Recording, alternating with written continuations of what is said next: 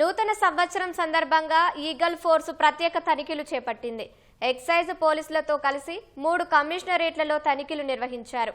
మరింత సమాచారం మా ప్రతినిధి రమేష్ ను అడిగి తెలుసుకుందాం. రమేష్, చెప్పండి, ఈగల్ ఫోర్స్ ప్రత్యేక తనిఖీలపై వివరాలేంటి?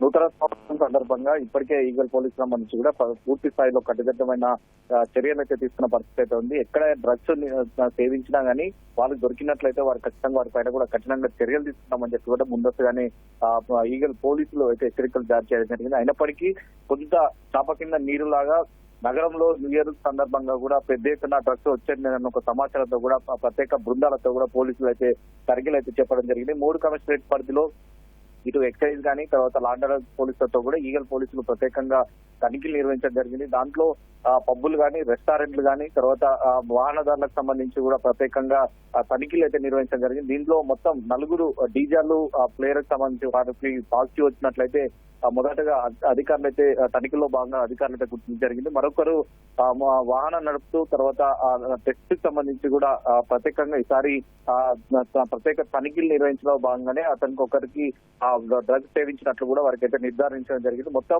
5గురికి అయితే డ్రగ్స్ సేవించినట్లయితే పోలీసు అధికారులు అయితే గుర్తించడం జరిగింది. వారిపైన కూడా చర్యలు తీసుకుంటామని చెప్పి ఇప్పటికే చెప్తారు. అయితే ఇటు రాష్ట్రంలో మొత్తం కూడా డ్రగ్స్ ను పూర్తిగా నిర్మూలించడానికి కూడా ప్రత్యేకంగా ఈగల్ ఫోర్స్ ప్రత్యేకంగా చర్యలు చేపట్టినప్పటికీ రాత్రి న్యూ ఇయర్ సందర్భంగా కూడా ప్రత్యేకంగా తనిఖీలతో పాటు ప్రత్యేక బృందాలతో కూడా తనిఖీలు అయితే నిర్వహించి కొంతవరకు ఎవరైతే డ్రగ్స్ సేవించడం జరిగిందో వారిని అయితే అరెస్ట్ చేశామని చెప్పి కొద్దిసేపటి కింద అయితే ఈగల్ పోలీస్ సంబంధించి అయితే ఒక ప్రకటన అయితే విడుదల జరిగింది. ప్రస్తుతం వారిపైన కూడా కేసు నమోదు చేసి తర్వాత వారిని అయితే అరెస్ట్ చేస్తామని చెప్తున్నారు. అయితే వీరు ఎక్కడ డ్రగ్స్ సేవించడం జరిగింది, ఎవరు వీరికి డ్రగ్స్ ఇచ్చారనే దాని మీద కూడా స్పష్టమైన వివరాలు ప్రస్తుతం అయితే పోలీసు అధికారులు అయితే దర్యాప్తు చేస్తున్న పరిస్థితి ఉంది.